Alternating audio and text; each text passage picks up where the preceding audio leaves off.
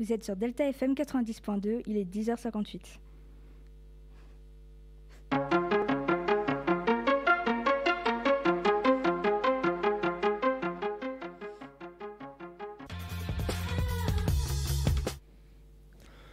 Bonjour à tous, chers auditeurs, auditrices. Aujourd'hui, on se retrouve pour la première émission de Delta CF avec un programme de chroniques très varié.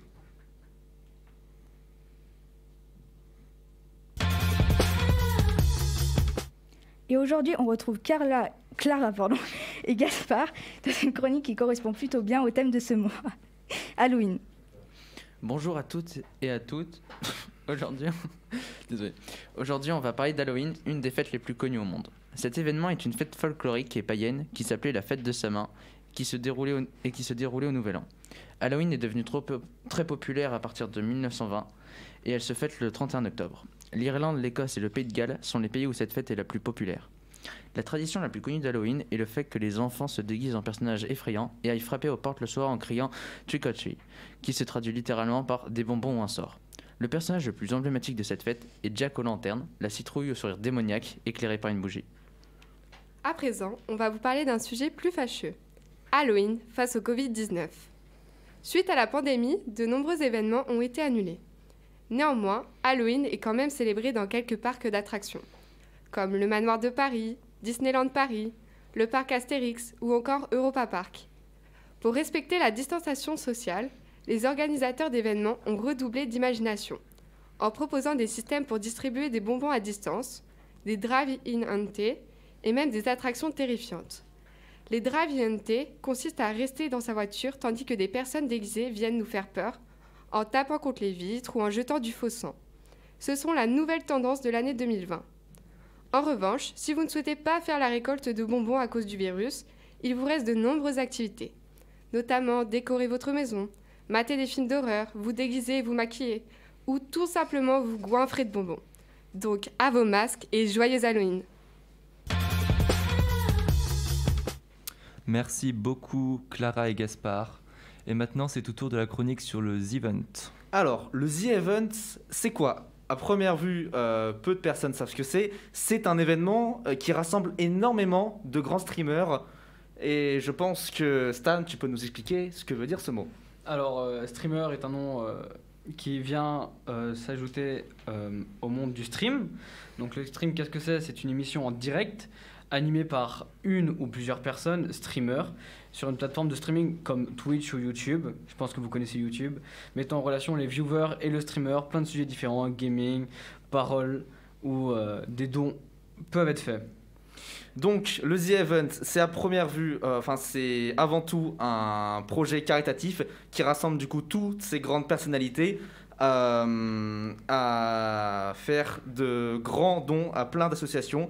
Donc, c'est un événement qui a commencé en 2018 où le but a été de récolter un maximum d'argent en un week-end pour soutenir les victimes de la tempête Irma, où durant ce week-end, 1 million d'euros a été récolté. L'événement a été réitéré en 2019, où là, c'est 3,5 millions d'euros qui ont été récoltés par les streamers pour l'Institut Pasteur. Et en 2020, l'association qui va être mise dans le viseur de cet événement va être Amnesty International. Comme différemment aux années précédentes, à cause du Covid-19, beaucoup de grands streamers comme Locklear, Squeezie ou Mikalo ne peuvent pas être là et ne sont pas disponibles, se sont désistés cette semaine. Mais beaucoup d'autres, tels que Antoine Daniel, Sardoche ou encore Gotaga, qui assurent sur Twitter qu'ils seront présents pour animer cet événement devenu aujourd'hui presque légende. Presque légendaire du coup. Oui. C'est ainsi que peut s'achever cette chronique sur cet événement qui se passera ce week-end. Donc allez voir, ça vaut le coup. Merci beaucoup Stan et Nathan pour cette chronique très intéressante. On va maintenant écouter Nina qui va nous parler de Frida Kahlo. Dans une maison bleue, près de Mexico, vivait autrefois une petite fille, prénommée Frida. En grandissant, elle allait devenir l'une des plus grandes peintres du XXe siècle. À l'âge de 6 ans, Frida attrapa la polio et frôla la mort. La maladie la rend boiteuse.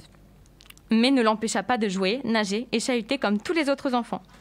Puis, à 18 ans, Frida eut un terrible accident de bus. Elle frôla la mort encore une fois. Et encore une fois, elle resta alitée des mois. Sa mère lui fabriqua un chevalet spécial afin qu'elle puisse peindre allongée, car plus que tout, Frida aimait peindre. Aussitôt qu'elle put remarcher, elle se rendit chez le plus célèbre artiste mexicain, Diego Rivera. « Mes peintures sont-elles belles ?» l'interrogea-t-elle. Ses toiles étaient incroyables, audacieuses, vives et magnifiques. Diego en tomba amoureux et il tomba amoureux de Frida. Diego et Frida se marièrent. C'est un homme replé, coiffé d'un chapeau mou. À côté de lui, elle paraissait minuscule. Les gens les appelaient l'éléphant et le concombre. Au cours de sa vie, Frida peignait des centaines d'autoportraits extraordinaires, où elle était souvent entourée de ses animaux et de ses oiseaux de compagnie. La maison bleue où elle a vécu a été conservée dans l'état où elle a été laissée, pleine de joie et de fleurs. Frida Kahlo disait souvent « Pourquoi voudrais-je des pieds, puisque j'ai des ailes pour voler ?» Merci Nina pour cette chronique très intéressante. C'est maintenant au tour d'Alex et sa chronique assez originale.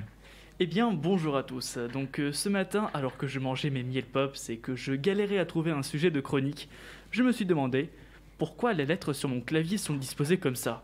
Non mais c'est vrai, pourquoi à côté du A il y a le Z? Il devrait pas être genre à l'opposé? Et pourquoi 3 rangées?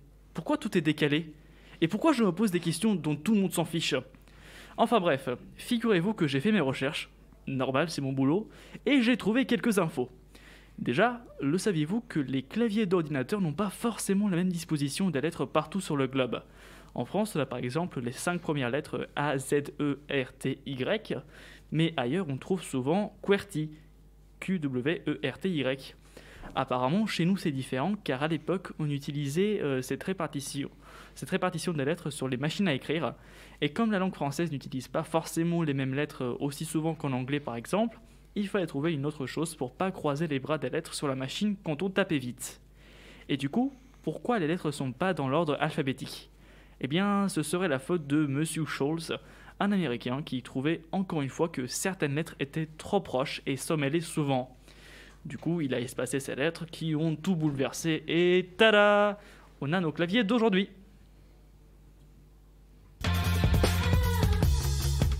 Merci beaucoup Alex. Maintenant, c'est au tour d'Ethan qui va nous parler de musique. Hello! Aujourd'hui, je vais vous parler de mes coups de cœur musicaux du moment pour changer de ces chroniques habituelles avec juste une voix. Je vais d'abord vous parler de Nero Forte de Slipknot, un des titres de leur dernier album que j'avais plutôt ignoré, n'aimant pas la majorité des titres dedans. Mais je suis retombé là-dessus il y a pas longtemps, et ce titre est un petit bijou. Je vous laisse écouter.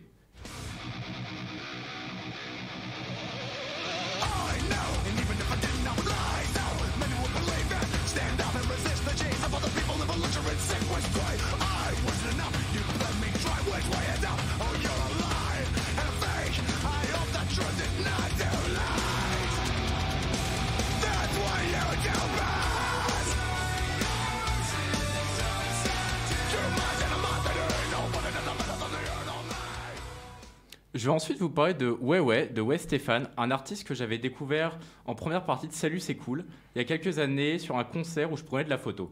C'est un prophète de l'absurde avec des drums sauvages, des synthés agressifs et des basses sombres, ce qui n'a pas l'air de déranger son poisson rouge qui hante ses clips.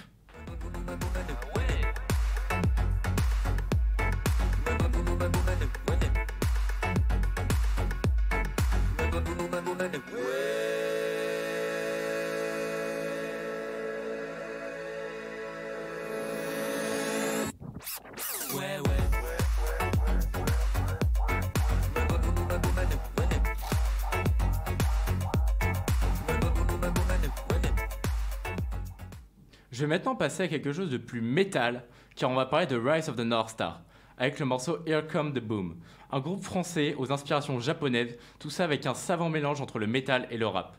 Je vais choisir un petit extrait qui est un de mes morceaux préférés, enfin un de mes passages de morceaux préférés de tous les morceaux que je connaisse.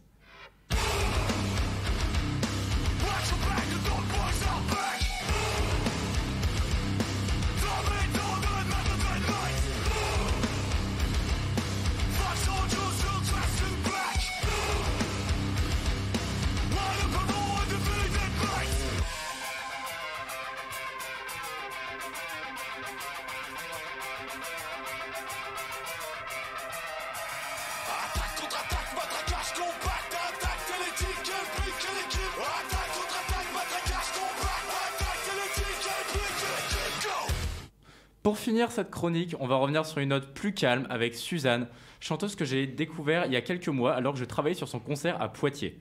Elle a débuté sur la scène française en 2019, avant même la sortie de son premier album, et a été élue révélation de l'année aux Victoires de la musique de cette année. On écoute son titre éponyme, Suzanne. Vous venez d'écouter Suzanne sur Delta FM 90.2. Et c'est maintenant au tour de James qui va nous présenter sa revue de presse sur l'aéronautique. Bonjour à tous et merci à toi Alexandre. Aujourd'hui je vais faire un petit point sur l'actualité qui est en lien avec l'aéronautique et le programme est plutôt chargé, donc commençons. On va commencer par une info tragique, je parle bien évidemment de l'accident qui a eu lieu samedi en fin d'après-midi au-dessus de la ville de Loches. Je remets le contexte pour ceux qui n'en auraient pas entendu parler. Samedi, à l'aéroport de Poitiers, décolle un Robin DR440 d'immatriculation Fox Bravo X-Ray Eco Uniforme, auquel il y avait à son bord le pilote Michel Loubignac, président de l'aéroclub ASPTT et âgé de 75 ans, et il y avait également 2 passagères venus pour un baptême de l'air. 15 minutes plus tard, décolle à Châtellerault un ULM Pioneer 300 avec à son bord le pilote Silvio Vio, patron de Silver Service basé à Châtellerault, et une passagère âgée de 50 ans. Les 2 aéronefs étaient tous les 2 partis pour visiter les châteaux de la Loire. Quand arrivés à Loches, ils se télescopèrent. D'après les témoignages, l'ULM serait tombé un peu comme une pierre et se serait écrasé sur la clôture d'une maison. Le pilote aurait essayé d'enclencher un parachute d'urgence, mais n'aurait pas ralenti l'avion. Du côté du Robin, l'avion se serait crashé à 500 mètres de la ville, dans une zone boisée. Un témoin aurait vu quelqu'un tomber de l'avion, qui d'ailleurs était porté disparu et retrouvé le lendemain dans la matinée. Alors concernant les pilotes, on sait que Michel Loubignac avait à son compte environ 500 heures de vol et n'avait jamais eu d'accident. En revanche, Silvio Vio aurait déjà eu un crash d'hélicoptère en 2009 où il aurait causé la mort de ses 2 passagers. En 2018, il aurait encore eu un accident qui aura coûté cette fois-ci la vie de son gendre et du journaliste Guy Michel Cognier. Il est encore à l'heure trop tôt pour pouvoir dire ce qui s'est passé, mais le BEA, Bureau d'enquête et d'analyse de l'aviation civile, fait tout son possible pour pouvoir le déterminer. Maintenant, pour changer un peu de sujet, parlons du fabricant Boeing qui a eu une petite enquête ouverte contre elle après que les compagnies Air Canada, United et Singapore Airlines ont été forcées de clouer 8 de leurs 787 au sol pour une inspection. On a remarqué que les sections 47 et 48 de l'avion étaient mal montées. Alors, est-ce un défaut présent que sur ces avions en particulier ou est-ce que tous les avions fabriqués ont ces malfaçons? C'est ce que les bureaux d'enquête découvriront d'ici quelques semaines. La Russie va financer d'ici quelques mois un nouveau centre de recherche chargé de concevoir un avion supersonique. Les travaux se concentreront principalement sur la réduction de l'empreinte sonore et l'intelligence artificielle embarquée. Et enfin, pour terminer, une actualité qui pourrait concerner un peu tout le monde, l'entreprise Pipistrel a dévoilé leur drone de livraison qui serait disponible d'ici 2021 pour les drones V20, capables eux de transporter jusqu'à 20 kg sur de courtes distances, et 2023 pour les drones V300, capables eux de transporter 460 kg sur des distances plus grandes. Alors ces drones seraient d'abord utilisés dans le privé, mais devraient arriver dans le public peut-être d'ici environ 10 ans. Donc ne soyez pas surpris si dans 10 ans votre colis Amazon est livré par un drone. Voilà. Merci beaucoup James pour cette revue de presse. Alors tout de suite, Enola, Alban et Thomas nous présentent une chronique sur les dessins animés. Nous connaissons tous les Winx, les Rats ou encore Cars. Ces dessins animés ont marqué nos enfances par leurs scénarios et leurs effets audiovisuels. Mais que savons-nous vraiment de ces dessins animés? Alors tout d'abord, d'où viennent-ils? Il faut savoir que le premier dessin animé a été créé en 1908 par Émile Coll. Il durait moins de 2 minutes. Il s'agit de Fantasmagorie. Ce dessin animé muet est une succession de dessins en noir et blanc qui met en scène un petit bonhomme étrange. On peut dire que les dessins animés ont bien évolué depuis. Et oui, en 1928, Walt Disney réalise un court dessin animé. On retrouve déjà Mickey qui s'appelait alors Mortimer. Et bientôt, les couleurs et le son s'ajoutent aux images dans Les Trois Petits Cochons. Un succès planétaire grâce à la chanson Qui craint le grand méchant loup, c'est peut-être vous, c'est pas nous. Disney se lance alors dans la réalisation de longs métrages comme Blanche-Neige et les 7 nains, qui a nécessité plus de 3 ans de travail. Plus tard, en voyant le potentiel des dessins animés de grandes firmes comme Pixar ou DreamWorks se lance dans la compétition et tente d'arracher le monopole de Disney. Au fond, il n'y a pas seulement l'esthétique des dessins qui évolue. En effet, dans l'ensemble, les dessins animés sont un reflet de notre société et de ses valeurs, montrant alors son évolution à travers le temps. Exact, Alban. Par exemple, dans les années 30, les stéréotypes de genre ou le racisme étaient très présents et se ressentaient dans les dessins animés. Le long métrage Blanche-Neige expose une femme passive. Elle s'occupe des tâches ménagères et chante en espérant l'arrivée de son prince. Ce dessin animé, comme beaucoup d'autres à cette époque, met uniquement en scène des personnes blanches. Et c'est seulement à partir des années 80 que la représentation de la femme dans les dessins animés change. Les héroïnes ne sont plus passives et vont même s'émanciper. On peut le voir dans le film Mulan, sorti en 1998. Aujourd'hui, les dessins animés nous montrent une société qui recherche l'égalité entre tous. Dans Zootopie, les personnages luttent pour l'égalité. Et les dessins animés deviennent de plus en plus pro-féministes. On constate aussi qu'ils sont un outil de propagande, notamment pendant les guerres. Oui, on le remarque avec Bugs Bunny, un personnage qui se retrouve sur une île face à des Japonais, ou encore Donald Duck contre les nazis pendant la Seconde Guerre mondiale. Oui, mais encore aujourd'hui, il y a de la propagande. Par exemple, le film de DreamWorks Abominable a fait polémique puisqu'une scène montre une zone représentant la ZEE, donc la zone économique exclusive, qui est revendiquée par la Chine et qui reste une source de conflit. Cette scène a entraîné une longue vague de boycott de ce film. Mais alors, les dessins animés ont-ils eu un impact positif ou négatif sur notre enfance ? Voici la question qui divise. Les enfants imitent ce qu'ils voient. Dans un dessin animé, ils vont pouvoir apprendre les règles de la vie, le respect, le travail de groupe, alors que dans un autre, on va encourager la violence et le langage inapproprié. De plus, une exposition trop longue aux écrans reste nocive pour la santé et favorise la solitude des enfants. On constate aussi que certains dessins animés peuvent faire ressurgir des peurs primitives chez l'enfant, comme le dessin animé Mashka et Mishka, qui inquiète certains scientifiques qui estiment que la petite fille souffre d'un syndrome d'abandon. Mais il faut quand même relativiser. Les dessins animés sont avant tout conçus pour les enfants. Ils permettent de développer leurs capacités cognitives et leur apporter une expérience qu'ils pourront utiliser ensuite. Oui, par exemple, dans Dora l'exploratrice, les enfants peuvent découvrir différentes cultures de tout le monde. Merci beaucoup à vous. C'est maintenant au tour de la chronique sur les bouquins de Claire. Alors moi, je vais vous parler de bouquins, plus précisément d'une série de romans post-apocalyptiques qui s'appelle U4. Je ne sais pas s'il y en a qui connaissent ici, mais pour ceux qui ne connaissent pas, voici un petit résumé ainsi que le concept de ces livres. U4, c'est l'histoire de 4 adolescents qui vivent chacun dans une ville française différente pendant une grosse épidémie mondiale d'un virus nommé U4. C'est un virus qui ne touche que les adolescents de 15 à 18 ans. Ces 4 adolescents ont un point commun. Ils sont experts d'un jeu vidéo qui s'appelle Warrior of Time, et un jour, le maître du jeu, Chronos, envoie un message à tous les joueurs pour demander aux experts de les rejoindre à Paris, le 24 décembre, sous la Grande Horloge. Nous allons donc assister au périple et à la survie de Yanis, Stéphane, Jules et Corridwen, je suis désolée, je ne sais pas trop comment ça se prononce, de la ville où ils se trouvent, vers Paris. Alors, après ce magnifique résumé, je vais vous parler un peu du concept un peu spécial de ces livres. C'est une série en 5 tomes qui peut se lire dans n'importe quel sens. Bon, quand je dis n'importe quel sens, ne croyez pas que vous pouvez le lire à l'envers, mais plutôt que vous pouvez commencer par le tome que vous voulez. Après, vous faites comme vous voulez si c'est votre trip de lire les livres à l'envers.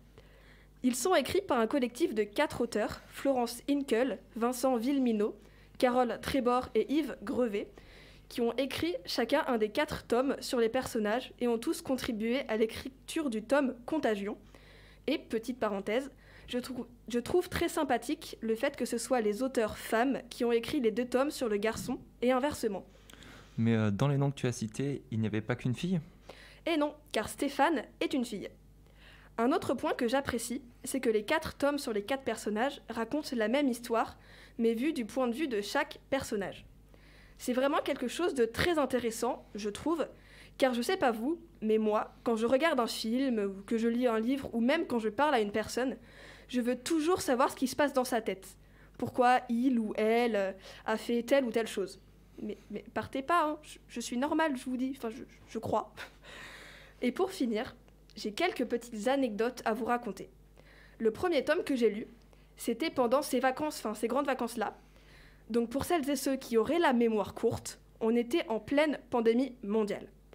Et c'est donc en cette période que je décide de lire un livre qui parle de, je vous rappelle, une pandémie mondiale qui tue 90% de la population. Excellente idée. Comment vous dire que j'ai très légèrement paniqué, d'autant plus que le tome que je lisais, celui de Yanis, était quand même assez violent. Et quand on parle du tome de Yanis, j'ai découvert qu'il a reçu le prix de la page 36 en 2016. Oui, le prix de la page 36. Ne me demandez pas pourquoi la page 36, mais si vous tenez tant à savoir, renseignez-vous sur ce prix ou alors allez le lire. Et si jamais j'ai réussi à intéresser certains de mes camarades chroniqueurs, sachez que j'ai découvert que certains étaient au CRD. Alors merci beaucoup Claire, et on termine avec Alexandre qui nous présente sa chronique sur les visions. Bonjour, aujourd'hui nous allons parler d'un triste événement, et oui, encore un, ce sont les visions.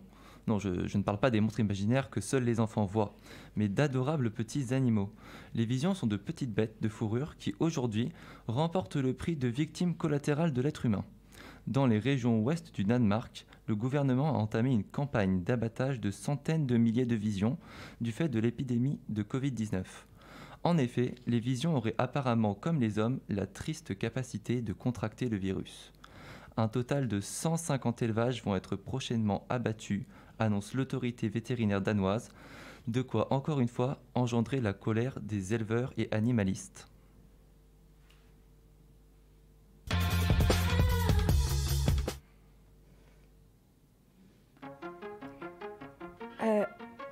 Et voilà, c'est fini. Merci à toutes et à tous. Et merci à Nina pour la technique et à Kaito.